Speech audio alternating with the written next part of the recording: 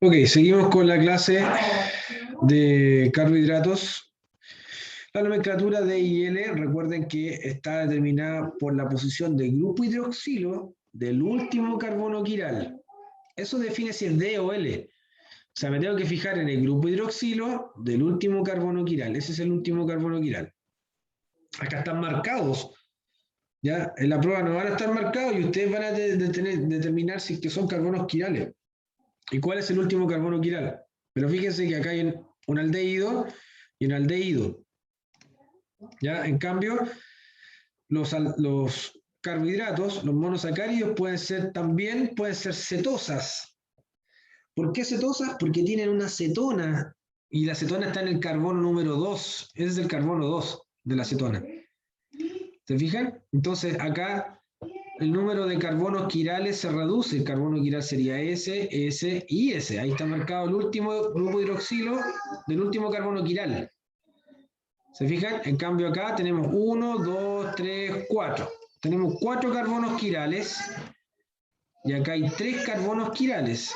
O sea, en las cetosas siempre existe un carbono quiral menos que en las aldosas. Siempre lo mismo. ¿Ya? Por ejemplo, bueno, la nomenclatura en aminoácidos, que esto sirve para lo que viene al final del término del semestre. En los aminoácidos, ¿cómo saber si es D o L? Eso está determinado por la posición del grupo amino, ¿ya? O por la amina. Si el grupo amino está a la derecha, es D. Si el grupo amino está a la izquierda, es L. ¿Ya? Pero estamos hablando de carbohidratos.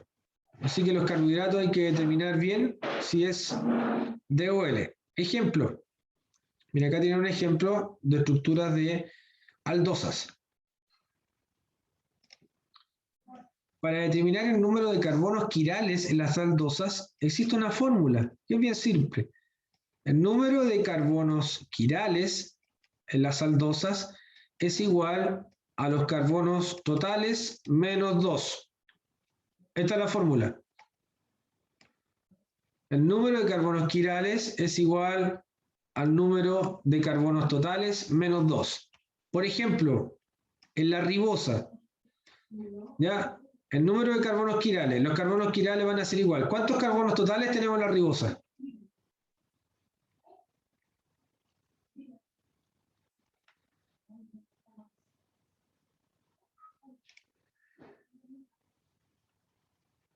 Carbonos totales. Carbonos totales. ¿Cuántos carbonos hay en la ribosa? Hay 1, 2, 3, 4, 5. 5 carbonos totales. Menos 2, o sea, el número de carbonos quirales es igual a 3. Pero ¿cuáles son carbonos quirales en la ribosa? Carbonos quirales son los que vienen inmediatamente después del grupo funcional, es decir, S, S y S. Ya en esta imagen, el último carbono quiral está destacado en rojo para facilitarle el trabajo. ¿Ven? Está destacado en rojo el último carbono quiral de la molécula. Y ahí usted ve, el grupo hidroxilo está a la derecha, es D. Grupo hidroxilo está a la derecha, es D.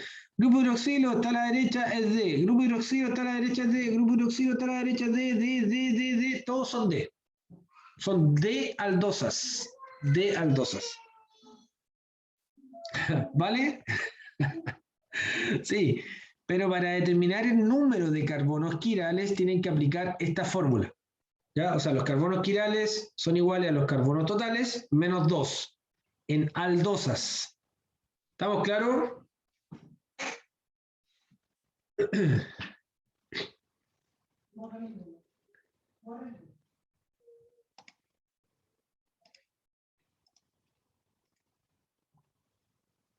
Muy bien. Y en el caso de las cetosas, las cetosas tienen cetona, y la cetona no está en el carbono 1, está en el carbono 2, tal como lo indica acá, ¿ven? En el carbono 2. Por lo tanto, para terminar, el número de carbonos quirales, los carbonos quirales en una cetosa serán igual a los carbonos totales menos 3.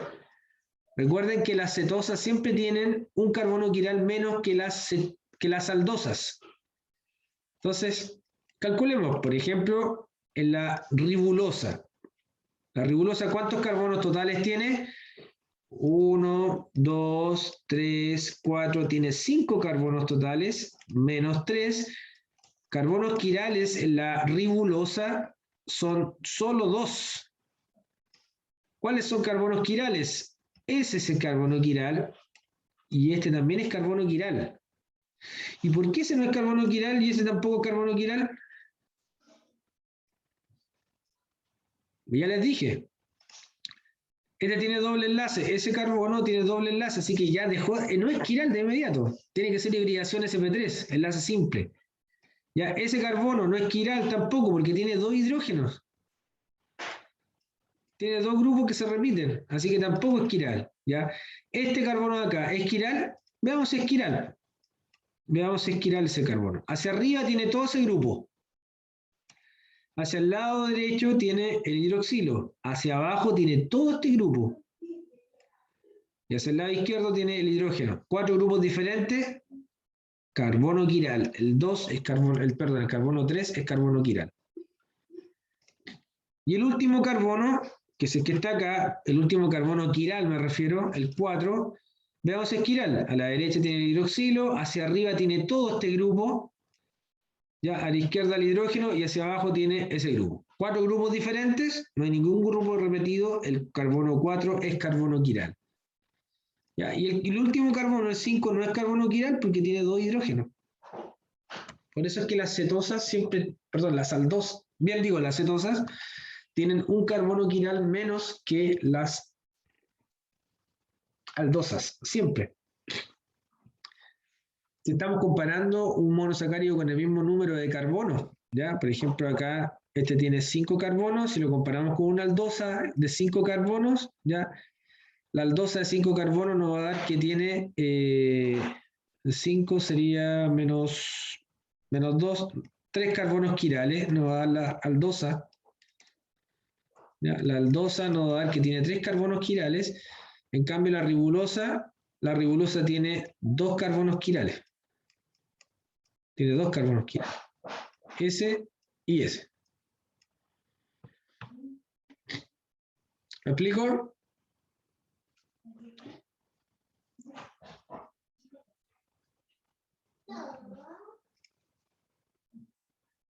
¿Ya? Y para ver si son D o L, exactamente lo mismo. El grupo hidroxilo del último carbono quiral. Está a la derecha, D.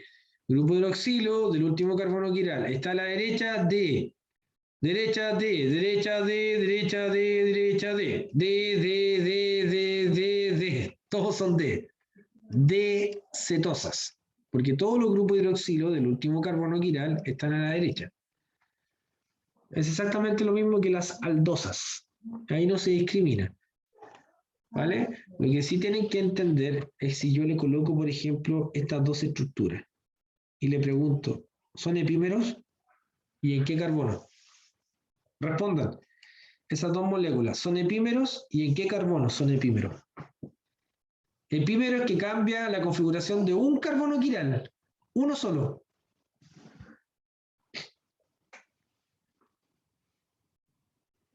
¿Serán epímeros o no son epímeros? ¿Serán epímeros? Epímeros. Ya, no se enojen conmigo con los nombres, yo no los inventé. Sí, lo son en el carbono 1, dice Felipe. Felipe, en el carbono 1 no es quiral, pues. Es el carbono 1. Ese carbono no es quiral. Cuando hablamos de epímero, tienes que fijarte en los carbonos que son quirales.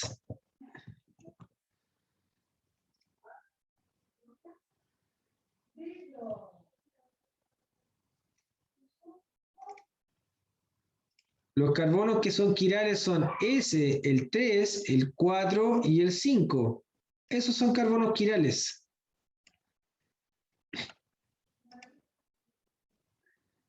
Ya, entonces, ¿son epímeros la cicosa, la D-cicosa con la D-fructosa? ¿Serán epímeros? Ahí sí, claro, en el 3, en el carbono 3 son epímeros, correcto. Son epímeros solo en este carbono. Y ese carbono es el carbono número 3. ¿Ya? ¿Por qué son epímeros? Porque cambió el grupo hidroxilo. Nada más. Y el resto de los grupos están exactamente iguales en los carbonos quirales que están abajo, ¿ven? O sea, lo único que cambió fue ya en los grupos que están alrededor del carbono 3. Entonces, sí, son epímeros del carbono 3. Estos dos. ¿Se entiende ahora? Perfecto. Muy bien.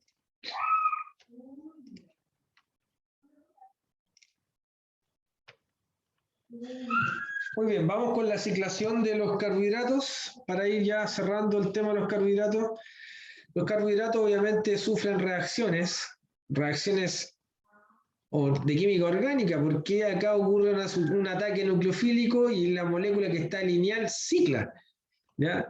Entonces, estamos hablando de la reactividad, o sea, este grupo hidroxilo se hace reactivo y ataca al carbono.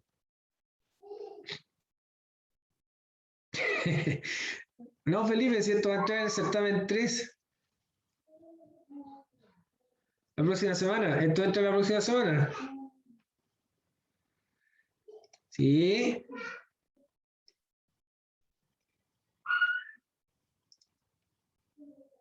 ¿Ya? O si no, el último certamen quedaría bomba.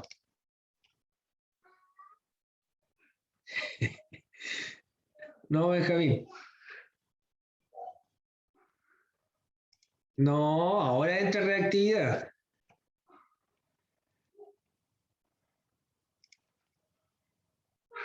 Va. Ahora entra reactividad con tutti, completo.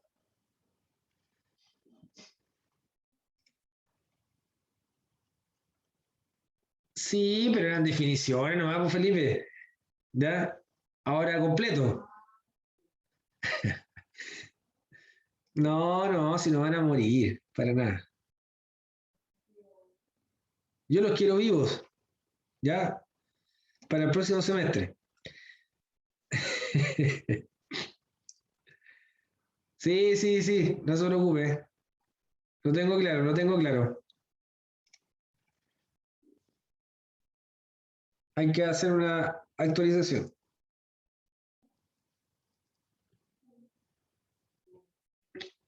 Pero ustedes la saben, pues, ese es el tema.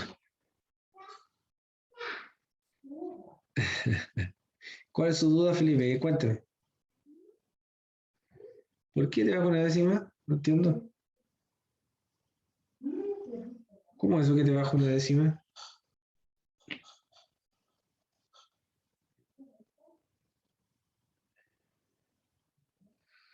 Es que es la escala de nota la roja del Blackboard. ¿Ya? Ya ahí no intervengo eso. Ah, pero ¿quién dice que tiene un 6? ¿Ah? Felipe, ¿quién dice que tiene un 6? Usted. No, no, no, no, no. No, Felipe, lo que sabe lo que ocurre, eso es psicológico. Ya, es un tema psicológico nomás del coma 9. Pero no se fijen en eso, olvídese de eso. O sea, acá es el número el que importa, ya hay un valor nomás, nada más. Aquí no hay ningún prejuicio, ya, o sea, si con un 6 usted no va a ser más bonito, ya, ni más inteligente, para nada. No hay ninguna diferencia entre un 5, 9 y un 6. O sea, obviamente hay una diferencia numérica, por supuesto, pero eso no va a hacer pensar de que con un 6 es mejor. La belleza visual de las notas. No, es un prejuicio nomás. Eso no tiene efecto conmigo, Felipe. Ya, o sea, una persona que lleva un 5.9 y una persona que, un alumno, un buen alumno, excelente, un 5.9. En la universidad un 5.9, excelente nota. ¿Ya? O sea, no hay ninguna diferencia entre un 5.9 y un 6, fue una cosa circunstancial, nada más que eso. ¿Ya? Ah, qué bueno que aclaró el tema, ¿eh? Ya, no hay ningún problema técnico. Es feliz en pedir no hay engaño. Ya. ¿Qué pasa con los carbohidratos? Por si las moscas, por si pasa ya.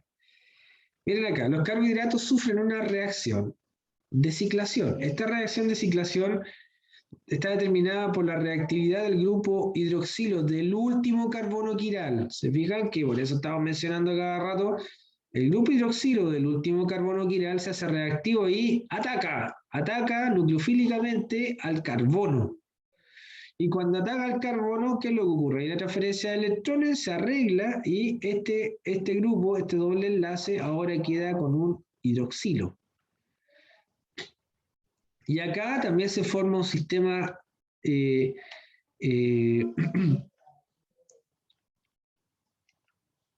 si hacemos un plano ecuatorial, se forma un sistema alternante en donde tenemos dos moléculas. La molécula ciclada se llama anómero. Anómero. ¿Se fijan? Tenemos la molécula lineal, ataque nucleofílico, se transforma en un anómero. Pero hay dos clases de anómero. Los anómeros alfas y los anómeros betas. ¿Cuándo es alfa y cuándo es beta? Simple. Si hacemos un plano ecuatorial en función del carbono 1, que era el carbono del grupo funcional, plano ecuatorial, ¿ya? Si el grupo hidroxilo está hacia abajo, es un anómero alfa. Si el grupo hidroxilo está hacia arriba, es un anómero beta. ¿Ok? Grupo hidroxilo. Grupo hidroxilo hacia abajo es un anómero alfa. Grupo hidroxilo hacia arriba es un anómero beta. Es así como tenemos diferentes tipos de anómeros, alfa y beta, pero también en la estructura, si es que es una aldosa o es una cetosa, puede ser una furanosa o una piranosa. Las furanosas tienen una característica que yo siempre acá le hago un dibujito y se acuerdan hasta que salen los alumnos de la carrera. Nunca más se olvidan. ¿Ya? Y una forma de representarlo con una alegoría, con algo un poco más familiar y no se les va a olvidar nunca. Las furanosas, fíjense la característica que tiene el esqueleto de carbono. ¿Ya? Las furanosas, yo les digo, son cangrejos. Ahí está, mire. Cangrejo, mire el cangrejo. ¿Ven? Las patitas y ahí está la otra tenaza. Furanosa cangrejo, ¿eh? La furanosa. Mira el cangrejo, qué bonito. Las patitas y ahí está la tenaza. Cangrejo. Furanosa, cangrejo.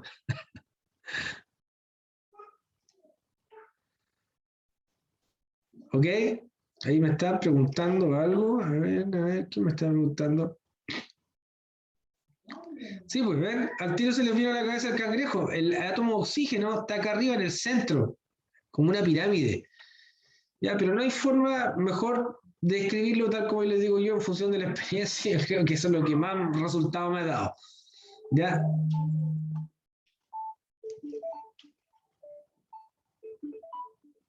Me estaba preguntando. eh,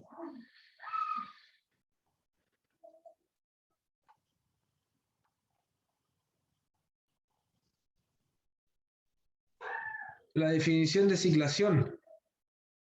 La ciclación es cuando el grupo hidroxilo del último carbono quiral ataca, acá, ataca al grupo funcional. El grupo hidroxilo del último carbono quiral ataca al grupo funcional de la molécula. Ese es el único grupo funcional que da nombre a la molécula. Es una aldosa. ¿Vale?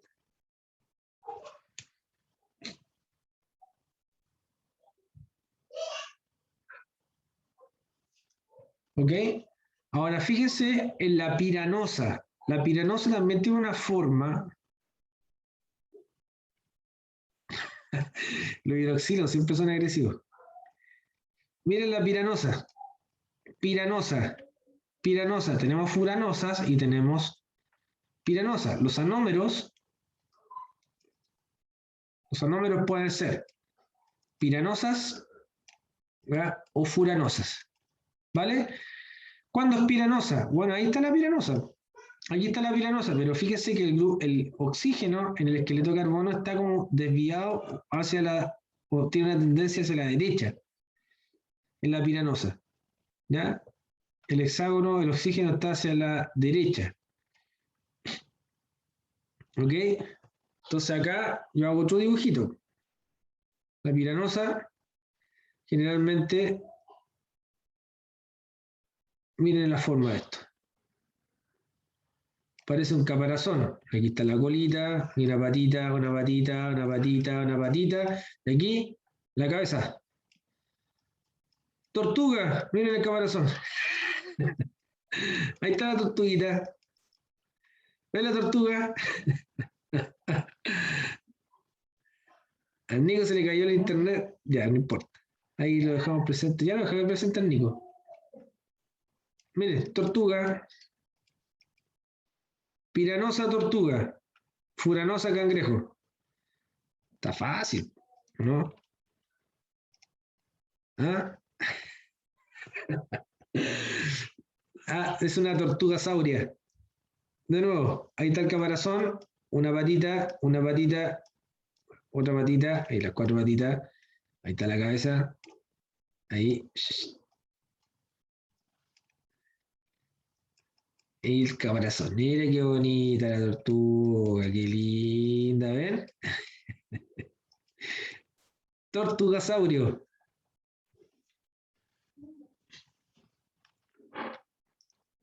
Entonces, cada vez, cada vez que ustedes vean una furanosa, se van a acordar al tiro del cangrejo porque tiene ahí las tenazas. Ahí están las tenazas del cangrejo. Y las patitas. Y ahí están los ojitos. Ya, y en cambio la piranosa, la tortuga. Tortupiranosa. Ya, pero oye, no se van a olvidar, de verdad. No se van a olvidar más. Los que están en la clase, bueno, si los que no están mirando después ven el video, se les va a venir a la cabeza al tiro.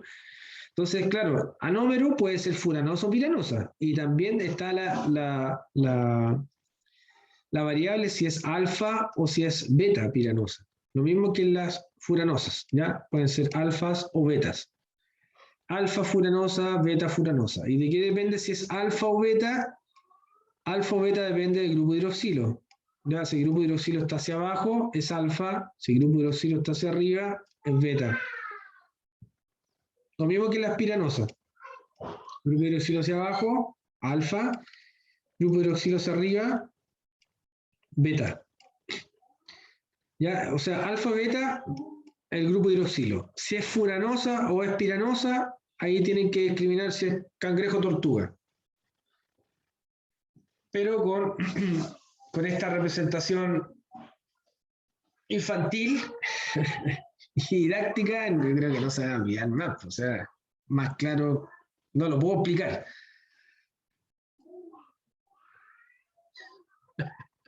Ya, o sea, les quedó ahí una tortuga orgánica, que un cangrejo. Cuando vean un cangrejo se van a acordar de mí de inmediato. Bueno, me he ganado varios eh, elogios por esta alegoría, de compañeros de ustedes y otros alumnos que cuando ya están titulados, oiga, profe, me acuerdo de la tortuga, me acuerdo del cangrejo, todavía nunca más se olvidó. Ya, eso les va a pasar. Tiene una tortuga. Ah, verdad que el Felipe tiene una tortuga. Póngale piranosa. ¿Cómo se llama? ¿Cómo se llama la tortuga? Leopoldo Piranosa.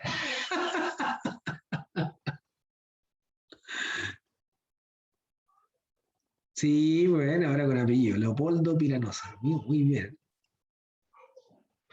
Nombre compuesto. Tiene estilo.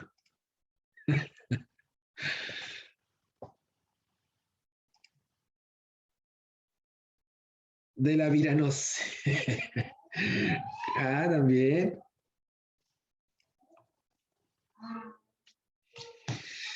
2:30. Ya, vamos, terminemos con esto. Los disacáridos, que son dos monosacáridos que están unidos por un enlace glucosídico. El enlace que une a los monosacáridos se llama enlace glucosídico. Entonces tenemos un enlace glucosídico que une dos monosacáridos. Fíjese, acá cuando se une una piranosa con una fructosa, ¿ya? Pero tenemos una glucosa y una fructosa. Piranosa con una furanosa, glucosa más fructosa. Tenemos un disacárido súper común que se llama sacarosa o sucrosa, que es el azúcar de mesa, el clásico azúcar de mesa. ¿Ya? Clásico azúcar de mesa. Disacárido. Los disacáridos tienen esta propiedad de ser dulces. Por eso se denominan el azúcar de, ¿ya? Caña de azúcar, la sacarosa. Lo que tenemos en la sangre no es sacarosa, es solo glucosa, por si acaso, ¿no? Este es el azúcar, el clásico azúcar que usted ve, azúcar blanco, azúcar rubia, ya ese es el compuesto. En el caso de la lactosa, el azúcar de la leche, está constituida por una piranosa y otra piranosa, pero la piranosa, la que está acá, es una galactosa y esta es una glucosa. Son dos moléculas diferentes, ¿eh? Y fíjese el enlace glucosídico que tiene. ¿Ya? Entre el carbono 1 y 4. Enlace glucosídico, ya, alfa 1,4. Y este es alfa 1,2. Beta 1,2, perdón. Y acá, en el caso de la maltosa, el azúcar de la malta, ¿ya? Tenemos a una piranosa con otra piranosa. Son dos glucosas. Dos glucosas. Ahí está, ¿eh? Glucosa, glucosa.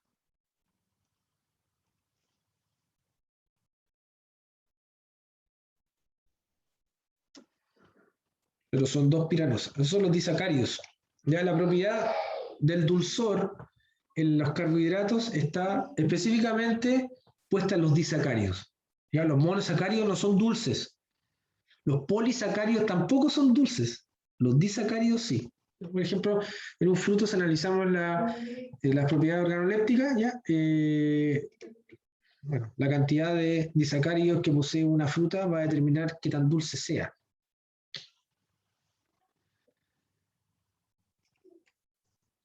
¿Ya? Y en el caso de los polisacáridos, tenemos, por ejemplo, la estructura del almidón.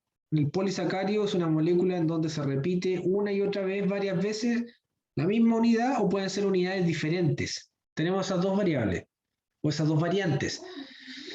Se repite la misma unidad una y otra vez, o tenemos unidades diferentes, pero son monosacáridos.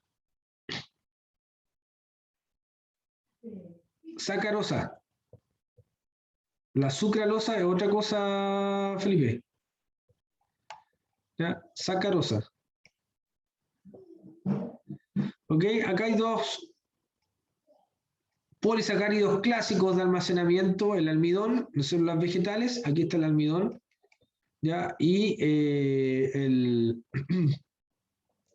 glucógeno en células animales. Ambos están constituidos solo por glucosa, son homopolisacáridos. ¿Cómo se clasifican los polisacáridos? Los polisacáridos se clasifican en homopolisacáridos o heteropolisacáridos. Aquí tienen la estructura del glucógeno, que esto lo vamos en bioquímica, lo vamos a ver bien. Ya, lo vamos a profundizar. Aquí solo para que ustedes entiendan de que la estructura del glucógeno es una estructura ramificada. ¿Ven que es como un árbol con ramas? ¿Un tronco? Ahí está el tronco con ramita. Una rama para acá, otra rama para allá, y tiene una ramita, ramita, rama, rama. Pero hay una cadena troncal, esa, la cadena principal. Pero las moléculas que lo constituyen esos círculos son todos del mismo tipo, son todos del mismo color, ¿ya? Eso significa que son todos del mismo monosacárido. En el caso del glucógeno, como en el almidón, el monosacárido es la glucosa, ¿ya? Pero se une con diferentes enlaces. Las ramas, ya el punto de ramificación es alfa 1,6. Y el enlace común a todos ese enlace es alfa 1,4. Cuando aparece una rama, ahí aparece una rama, hay un alfa 1,6. Ahí aparece una rama, alfa 1,6. Ahí aparece una rama, alfa 1,6. Pero el enlace que une a todos estos monosacáridos es alfa 1,4, igual que a todos estos que están acá, a todos esos que están allá, allá. ¿Ya? Solo cuando aparece un punto de ramificación, ¿ya? El enlace que sostiene la rama es un alfa 1,6. ¿De acuerdo? Ya, los carbohidratos generalmente tienen extremos que se conocen como extremos reductores. Esto lo vimos en el primer laboratorio. Los extremos reductores reaccionan, ¿ya? Y estos extremos reductores son grupos que quedan libres y esos grupos libres tienen la capacidad de reaccionar. En el caso de los polisacáridos, los extremos reductores, ¿ya? Comienzan a reaccionar y pueden ocasionar algún tipo de efecto físico en el polisacárido, como en el caso de el almidón. El almidón está constituido por dos tipos de fibras, la amilosa y la amilopectina, que se entrecruzan, tal como aparece acá. ¿Ven que son dos fibras diferentes que se van entrecruzando? La amilosa y la amilopectina. Esta es la constitución del almidón.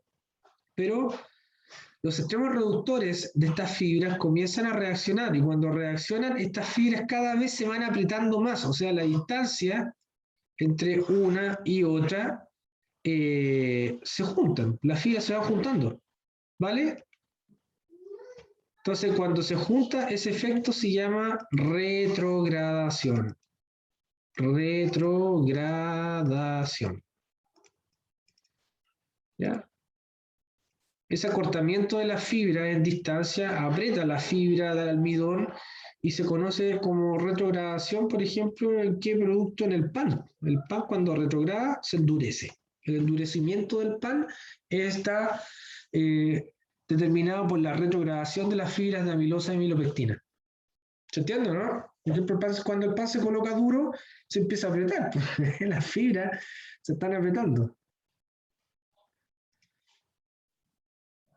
¿Ya? Entonces, el endurecimiento del pan se denomina retrogradación. Eso ahí diga a la mamá, mamá, el pan retrogradó.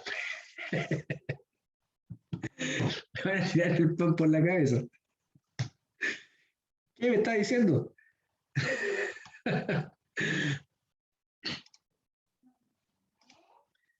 Cuidado que las mamás a veces se molestan. Y uno empieza a agarrar por el deseo, yo agarro por el deseo a mi mamá y también a veces se molesta. Retrogradación del pan.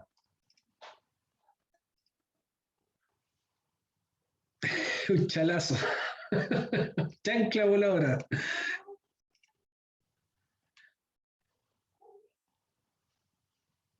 Ya, otro tipo de polisacáridos, pero estos polisacáridos son heteropolisacáridos. ¿Ya? ¿Dónde está el dibujo? ¿Dónde está? Ah, chunga. Se me salí.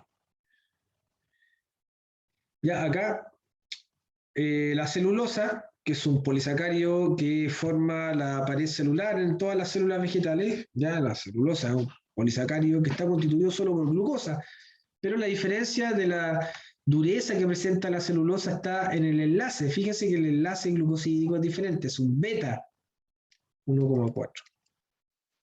En el caso del almidón y el glucógeno es alfa 1,4, en este es beta 1,4. Pero la celulosa está constituido, es un homopolisacárido, ¿ya? Homopolisacárido. ¿Ya? Homo significa que tiene el mismo tipo, ¿ya? De monosacárido. ¿Ya? El mismo tipo de monosacárido. El mismo. Se repite una y otra vez. Cuando hablamos de un heteropolisacárido, significa que hay monosacáridos diferentes, como en el caso de la quitina, por ejemplo. Ya, la quitina es un heteropolisacárido. ¿Ya? Porque tiene diferentes tipos de monosacáridos. Tiene una estructura que no se repite el mismo tipo, sino que son diferentes. ¿Se entiende la idea?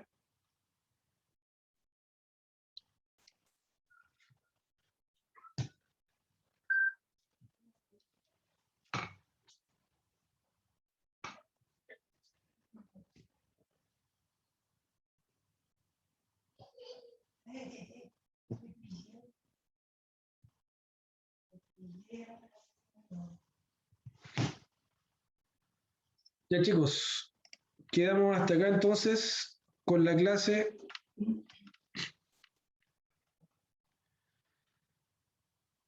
Ya para el certamen del día de la próxima semana,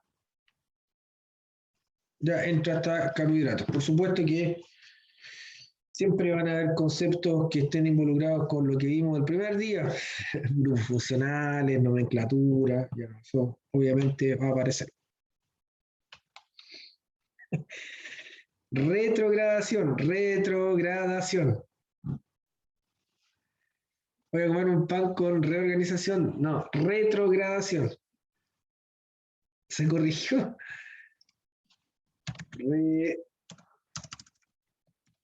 Retrogradación. Falta el acento en la O.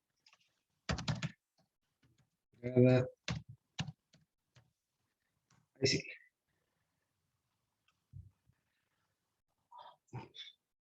Ya chicos, un gusto como siempre. Nos vemos la próxima semana en clases normales, ¿ya? Recuerden que las pruebas serán evaluadas en la tarde, tanto el taller como el certamen. Muy bien, un abrazo, quedo atento a cualquier consulta al correo. Que estén bien. Adiós.